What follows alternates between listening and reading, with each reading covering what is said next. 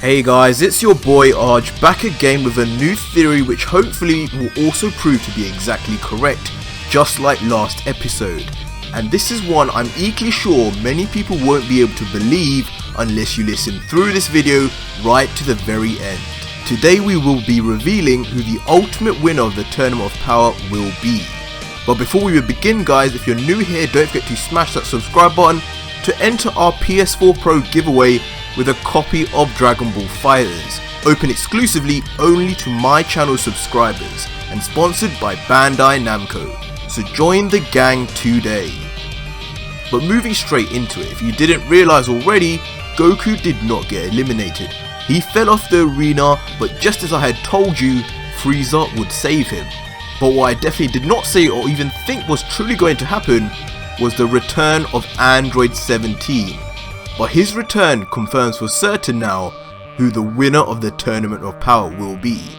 So first things first, we know the tournament will be won by Time Out and by Universe 7 due to numbers. How do we know this? Well, let's look at episode 131 spoilers. The first piece of info we have to go on is that they asked who will be the MVP, and the choice of MVP can only happen in one of two scenarios.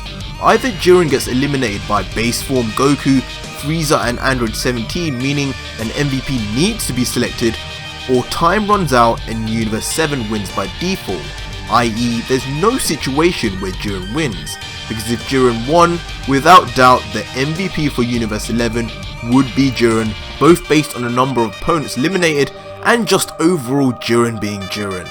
The reason I say timeout is how Universe 7 will win is because we then cross-reference to the preview of episode 131, and we can see, though at first Jiren is weakened and no longer shrouded in his mystery limit-breaking aura, he does actually regain it at some point, which I think just means the end of any hope of eliminating him when that happens, since he is just literally unstoppable. Especially when we have guys like Goku who straight up looked like he was about to heal Jiren last time when he defeated him. But yeah, that's another video in itself.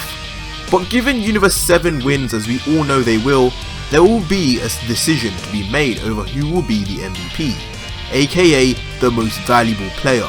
And for those of you who watch basketball, where this term is coined from, you will know in this context, the most valuable player will most likely not belong to the strongest, but the individual who benefited the team in the most crucial way.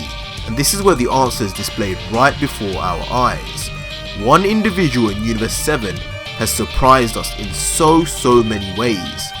From his first reintroduction this series, we were left shocked at how Android 17 could suddenly keep up with a Super Saiyan Blue Goku, a warrior possessing energy of the gods. Android 17, a warrior who previously was weaker than an ascended Super Saiyan Trunks, after just doing his day job protecting endangered creatures, was able to level up in strength that much. Now yes, some people out there are like to think that Goku was still holding back his power like he did against Krillin, but the facts are the surprises didn't end there. Skip to the Tournament of Power and Android 17 has defied all odds, all barriers, literally, to stand in the final four of the tournament. And honestly, at every moment I'm sure we all thought, just how on earth is he doing this, and why has 17 been chosen to play such an important role? 17 has truly contributed in so many different ways, eliminating countless foes, both himself and in combination with Android 18, to knowing the correct decisions to make regarding Gohan, telling him to help Frieza instead of himself, to even then saving Frieza from elimination just like Frieza saved Goku last episode. Android 17 has been pivotal for the team in both attack power, teamwork and strategy. And when I say strategy, I mean true strategy, as this android has been able to use his one barrier technique in such a myriad of ways, from protecting himself to slowing down Jiren, to literally both shielding and forming a bubble around Goku and Vegeta while also apparently self-destructing. Like honestly, who is this guy? It feels like this is more Super Android 17 than just 17. But regardless, just even that one moment where he saved Goku and Vegeta was one of the most game-changing moments in the entire tournament, as that blast from Jiren was about to eliminate everyone. Both Goku and Vegeta were totally down for the count, and there was no way Goku's Ultra Instinct was going to suddenly trigger in that moment. And even the loss of him, which at the time was thought to be via self-destruction and death, even contributed later psychologically to both Goku and Vegeta, who found new strength in trying to avenge him. But as we all found out, Android 17 was still around, and we should have all guessed it by Zeno-sama not pressing the button, but that damn Grand Priest confused us with that explanation of 17 self-destructing himself. But regardless, Android 17 re-emerges, and at not just any moment, but yet again at the most critical of moments, to back Frieza up against Jiren while Goku is left to recover. Just one more example of how 17 has gone above and beyond to bring Universe 7 to victory. And it looks like even in episode 131, he will be right in the thick of it again, showcasing that barrier technique to the fullest. But what other evidence is there that Android 17 may be the true MVP of the tournament, and will be the one to get the wish? Well, there is the fact he is only one of 2 characters in the tournament to have repeated what their wish would be. The first was Vegeta with his wish to restore the universes, but the second was indeed Android 17, in that memorable conversation he had with Jiren, where he again spoke of his wish for a trip for his family on a cruiser, much to the shock and anger of Belmont.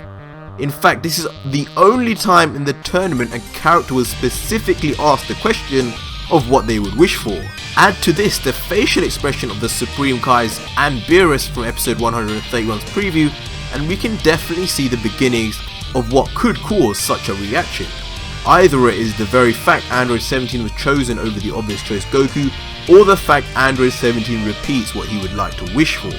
But of course the anime isn't stupid, and I'm sure in the end Android 17 will allow for a more significant wish of restoring the universes in exchange for a family trip, which I'm sure Goku will offer on behalf of Hercule. That is definitely something you can almost certainly see happening in Dragon Ball, and would not surprise anyone one bit. All I can say is that there are 2 characters who could truly vouch for the MVP spot for contributing the most in this tournament. The first is Android 17, and the second is not Goku. Android 17 has returned from the brink of death for a reason, and that reason is now clear, given the MVP decision for the final episode of Dragon Ball Super. But yeah guys, that was today's Dragon Ball Super theory and analysis video, and I really hope you can see exactly where I'm coming from with this one, just as when I predicted Goku not being eliminated. The details left by the writers are clear to me. There is one other who I think may also be worthy of the title of MVP, but I'll leave that for tomorrow's video. It's time for you to let me know down below what you think will happen with regards to the MVP decision. Will it be Android 17 as I had said, or will it be the bog standard Goku? Let me know down below, but before you guys go, don't forget to smash that subscribe button to enter our PS4 Pro giveaway with a copy of Dragon Ball FighterZ, all sponsored by Bandai Namco, so show your support and join the gang today. Until next video guys, cheers.